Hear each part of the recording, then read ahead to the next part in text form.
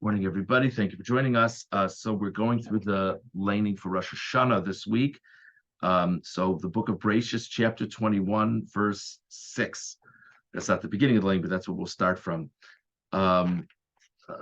Famous idea, famous fact that Sarah was blessed with a child.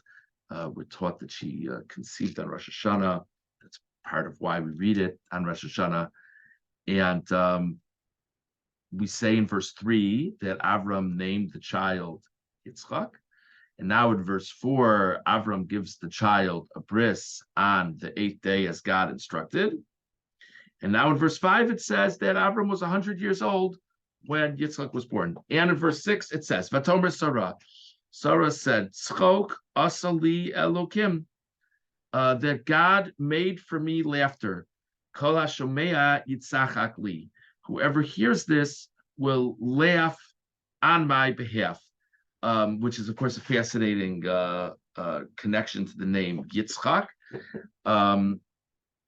There's an interesting Rashi over here. If you look at Rashi on Pasuk Vav, Yitzchak li, Yismach alai, will rejoice in my circumstances.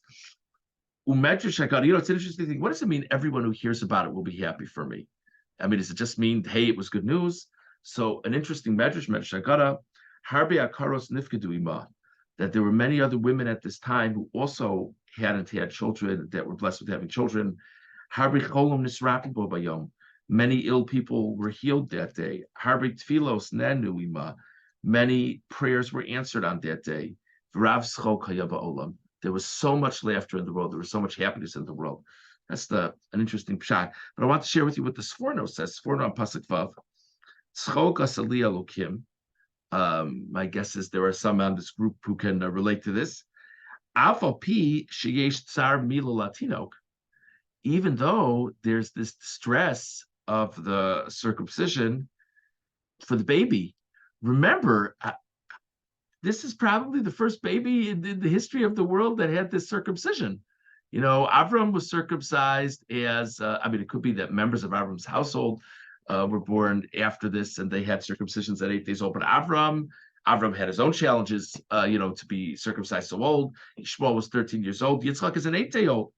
So the idea of this baby having a circumcision could bring much distress. God placed joy in my heart that he helped me deal with that distress. Whoever hears about this will laugh for me. Excuse me.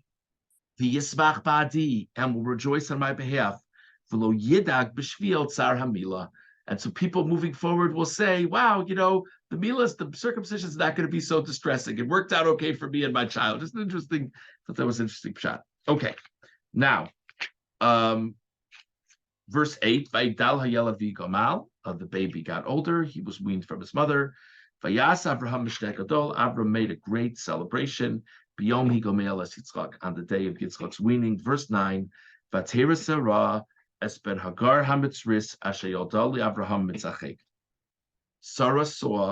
son of Hagar, the Egyptian woman, who had been born that she bore this child for Abraham, laughing or making laughter.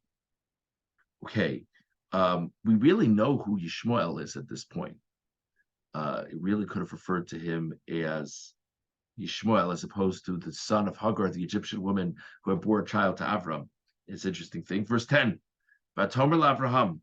So Sarah says to Avram, Goreish hu'amoazos v'yaspina, expel, evict this maidservant and her son, Kilo Yirash ben hu'amoazos im b'niyim Yitzchak, because this son of a maidservant will not inherit with my son Yitzchak. Okay, so because he was laughing, you have to throw them both out of the house, because if he doesn't get thrown, because I don't want him to inherit with my son. Well, maybe he will inherit with your son, maybe he won't inherit with your son. What does it have to do with getting thrown out of the house? Verse 11, Vayera hadavar ma'od b'nei Avraham, alodos beno. This was very bad in the eyes of Avraham regarding his son. Verse 12, Vayomer Elokim el Avraham. And Hashem said to Avraham, Al yira beinecha al hanarvi al hamasecha. Let it not be bad in your eyes, regarding the lad and your maidservant. Kol asher tomari lecha Sarah shema v'kola. Whatever Sarah says to you, listen to her. Kivi Yitzchak yikarei lecha Sarah, because your true offspring is Yitzchak. It's just a little bit hard. So God is telling Avram that Sarah is right. It's just a little bit hard to track these psukim to understand really what's going on. But the most compelling thing, of course, is what's the problem with Yishmael laughing? So let's see the Ramban on Pasuk Tes. He starts off by quoting Rashi, Mitzachek, Lishon Avodah Zarah. It's a language of idol worship. Lishon Ritzicha. It's a language of murder. Lishon Gilui Aroyos. It's a language of being involved in sexual immorality. So this language of laughter has all these different connotations, negative connotations. Meirivim Yitzchak al Hayerusha.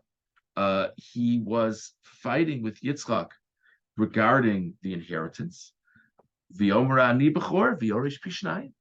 So Yishmael said to Yitzchak, I'm the firstborn, so I should get a double portion. V'yotzin lasada, they went out to the field. V'noto kashto v'yorabo chitzim. And Yishmael started shooting arrows at Yitzchak. And this is connected to the pasuk in Mishlei that a person says, it says, like someone who's shooting arrows and bringing death. Kain ish rimas re'ehu. So too a person fools his friend. He says, I was just playing around.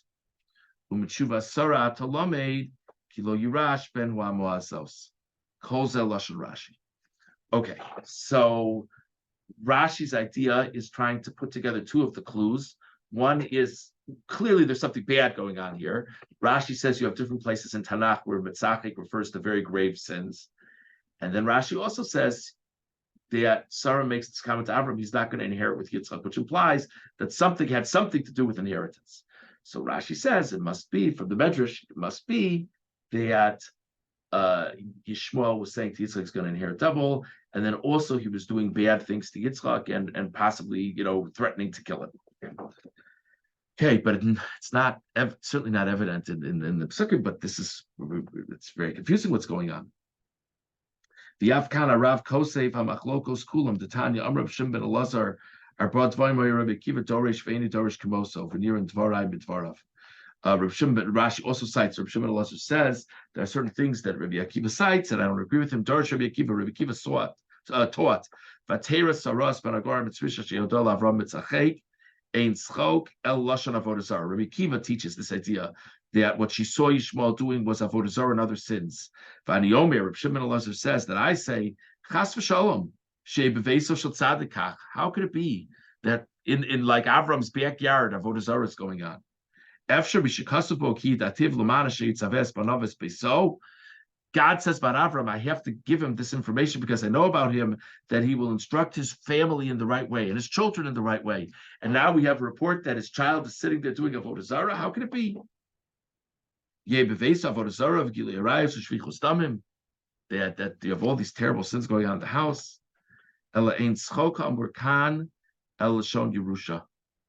Says the Ramban. Says what Reb Shimon ben Elazar. What's going on here is that the laughter is about the inheritance. Shemisha shenolad Yitzchak hayu akol smeichan. From the time Yitzchak was born, everyone was so happy. Everyone was so happy for Avraham. Amrlam Yishmael. Yishmael said to them, Shotim, you're fools. Ani b'chor v'ani notel pishnayim. So Yishmael would say to people on the street, when they would hear about Yitzchak's birth, he would say, yeah, it's very nice Yitzchak was born, but just so you know, I'm son number one, and I'm going to get the double portion.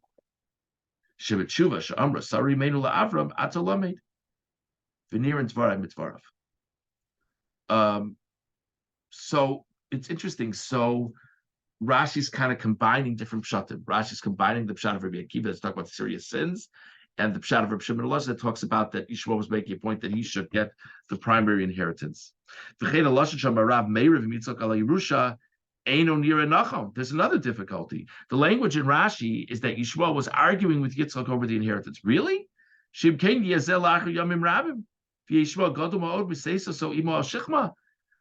I mean, how old is Yitzchak going to be for them to have an argument about an inheritance? Probably not 3 years old. So it must have been much later. Maybe it was much later. But then how could Hagar be carrying Yishmael on her shoulder? Yishmael is 13 years older than Yitzchak. So what's going on? How are they having an argument about inheritance? There's a medrash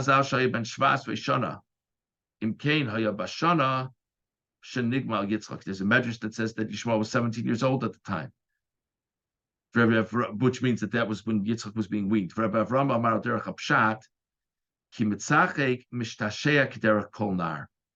Ibn Ezra says a totally different pshat. The Ibn Ezra says that it means that Yishmael was playing around. Mitzachek, he was like laughing, he was playing around like a child would do. Vatzkanebo, and it bothered her.